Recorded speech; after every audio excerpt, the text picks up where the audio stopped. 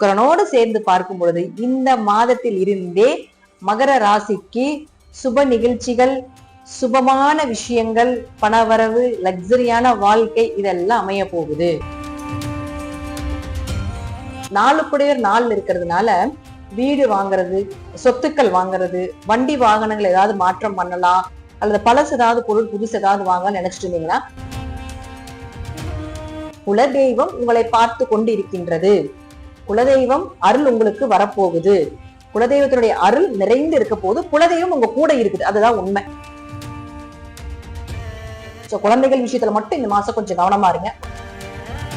நான் ஒரு பிளஸ்ன்னு சொல்லியிருக்கேன், இதுல மைனஸ் சொல்லியிருக்கேன். பட் குரு பார்வை இருக்கும் பொழுது மேக்சிமம் பிளஸ் தான் நடக்கும்.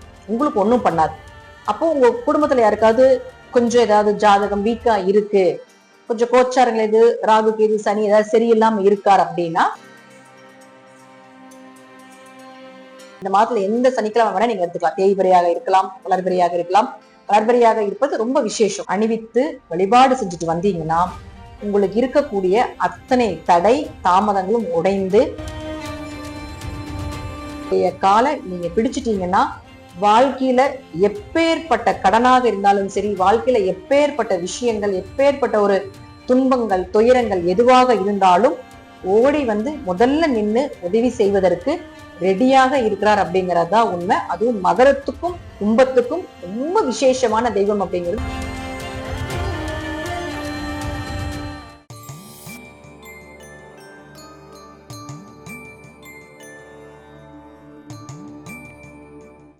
தென்னாடுடைய சிவனை போற்றி, எந்நாட்டவர்க்கும் இறைவா போற்றி. உலகெங்கும் வாழும் டெம்பிள் எக்ஸ்பிரஸ் சேனல் நேயர்கள் அனைவருக்கும் அன்பான வணக்கங்கள்.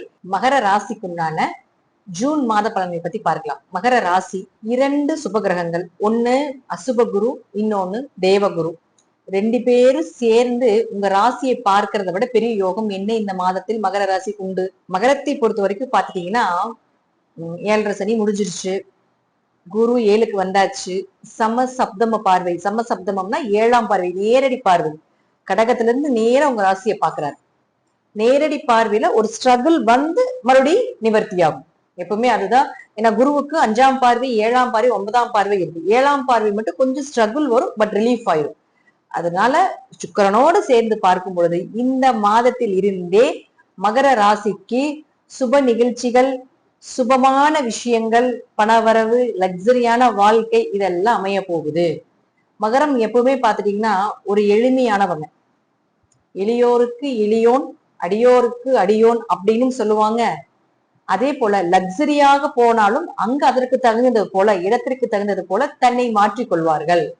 அதற்கு தகுந்தது போலவும் இருந்துக்குவாங்க. மேன்மக்களிடம் மேன்மக்கள் போலவும், அதே போல சாதாரண மக்களிடம் அவர்களை போலவும் நடந்து கொள்ளக்கூடிய ஒரு நற்குணம் பெற்ற ராசி எது அப்படின்னு பாத்துட்டீங்கன்னா அது மகர ராசி தான். அதற்கு இணை யாருமே கிடையாது அப்படின்றது ஒரு அமைப்பு உண்டு. அப்போ ராசி அதிபதி 3ஆம் இடத்துக்கு போயாச்சு. குரு பார்வை வந்தாச்சு. 4ஆம் அதிபதியான செவ்வாய் 4ஆம் வீட்டிலே இருக்கார் 20ஆம் தேதி வரைக்கும். அப்போ ஆரோக்கியம் நல்லா இருக்க போகுது. இந்த மாசம் நினைச்சது எல்லாமே நடக்க போகுது. மனசு தெளிவா இருக்க போகுது. என்ன மனசுல நீங்க நினைக்கிறீங்களோ அது எல்லாமே நடக்க போகுது. நீங்க என்ன பிளான் பண்ணி டிராயிங் பண்ணி ஸ்கெட்ச் பண்ணிருக்கீங்களோ அந்த ஸ்கெட்ச் அப்படி விலக போகுது. அதனால எந்த மாற்று கருத்தும் இல்லை.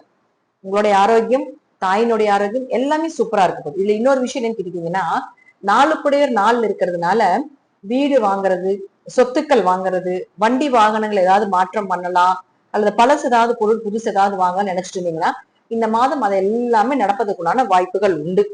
ஏன்னா உங்களுக்கு 11ஆம் அதிபதியும் ஆகிறார், லாபஸ்தானாதிபதியும் ஆகிறார். அப்ப செவ்வாய் லாபஸ்தானாதிபதி இங்க ஆட்சி பலம் பெறது இந்த மாதத்தை விட்டால் அடுத்து 2027 தான் நடக்கும். அடுத்த வருஷம் வரைக்கும் காத்துட்டு இருக்கணும் நீங்க. அப்ப ஏதாவது வீடு வாங்குறீங்க, சொத்து வாங்குறீங்க அப்படின்னா இந்த மாசம் கொஞ்சம் மூவ் பண்ணுங்க. உங்க ஜாதகத்துல அந்த அமைப்பு இருக்கு அப்படின்னா தாராளமா அது நடக்கும் அப்படிங்கறதா உண்மை.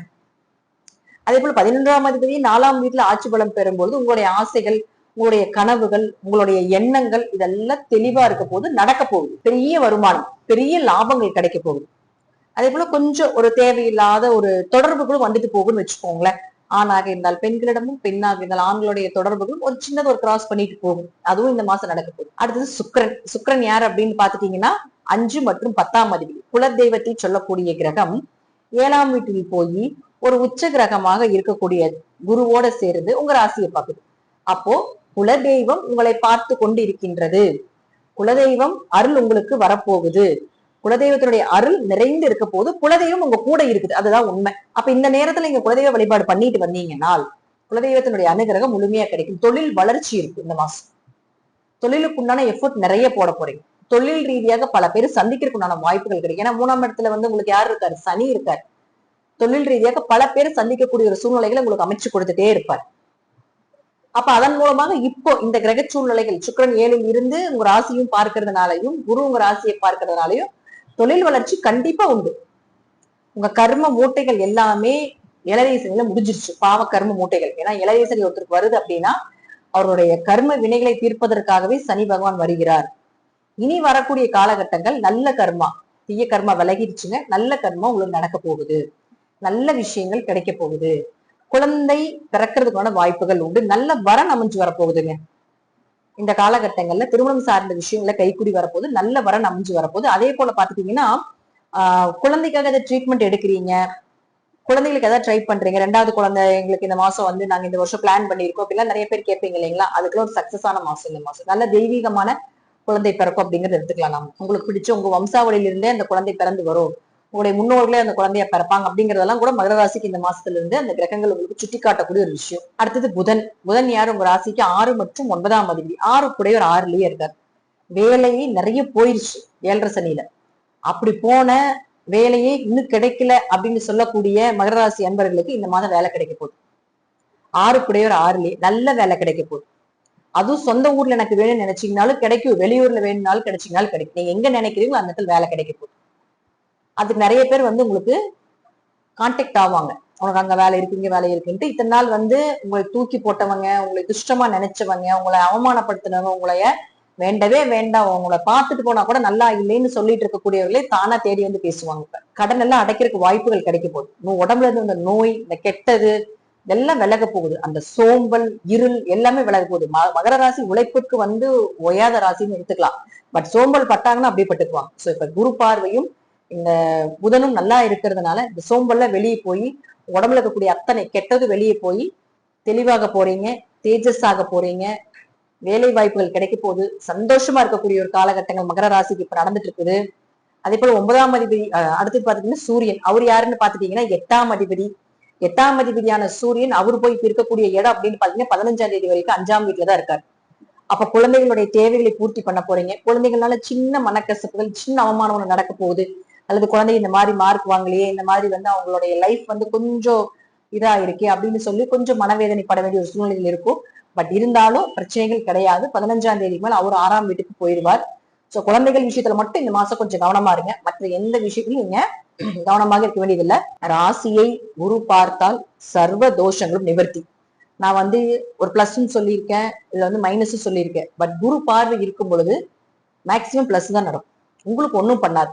அப்போ உங்க குடும்பத்துல யாருக்காவது கொஞ்சம் ஏதாவது ஜாதகம் வீக்கா இருக்கு, கொஞ்சம் கோச்சாரங்கள் எது, ராகு கேது சனி ஏதாவது சரியில்லாம இருக்காரு அப்படின்னா கொஞ்சம் அவங்க லைஃப கொஞ்சம் நீங்க பாத்துக்கணும். அவங்க என்ன பண்றாங்க, என்ன செய்யறாங்க அப்படிங்கிறது கொஞ்சம் அவங்களுடைய ஆரோக்கியத்துல எல்லாம் கொஞ்சம் கவனம் செலுத்திக் கொள்ள வேண்டும். மகர ராசி அன்பர்களே, நல்ல குரு அமைய போறாங்க. உங்களுக்கு ஒரு நல்ல வழிகாட்டி கிடைக்க போறாங்க.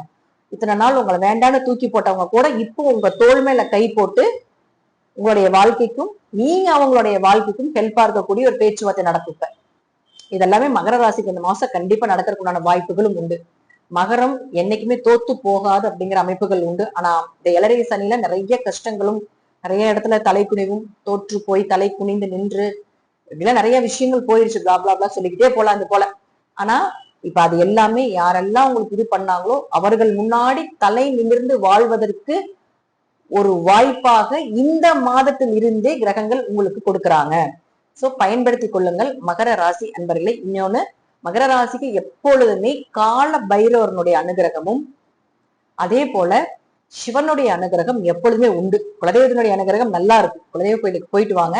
பிளஸ் இன்னொன்னும் பாத்துட்டீங்கன்னா கால பைரவருக்கு வடை மாலையோ அல்லது கால பைரவருக்கு எலுமிச்சை மாலையோ அல்லது கால பைரவருக்கு மல்லிகை பூ மாலையோ இந்த மாதம் ஏதாவது ஒரு சனிக்கிழமை நாட்கள்ல, இந்த மாதத்துல எந்த சனிக்கிழமை வேணா நீங்க எடுத்துக்கலாம். தேய்பிரையாக இருக்கலாம், வளர்பிரையாக இருக்கலாம்.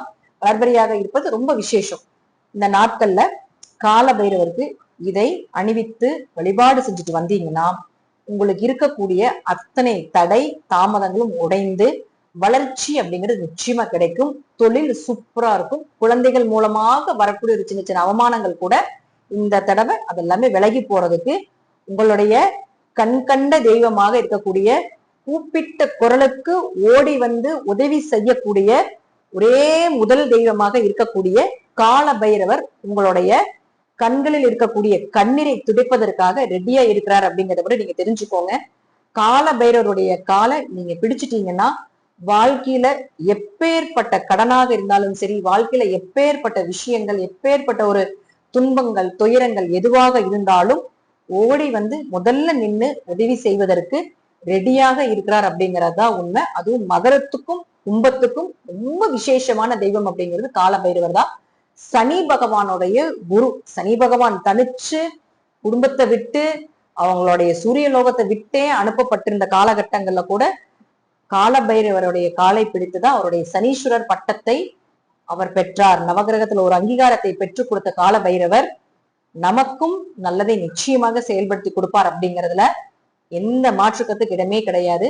நம்பிக்கையா இருங்க. உங்களோட எப்பொழுதுமே சனி பகவானும் கால பைரவனுடைய அனுகிரகமும் அவருடைய அருளும் ஆசையும் சிவனுடைய கடாட்சமும் நிச்சயமா உண்டு அப்படிங்கிறதுதான் இந்த மகர ராசிக்கு மிகப்பெரிய ஒரு வரமே. இந்த பிறவிக்குண்டான வரமே அதுதான்.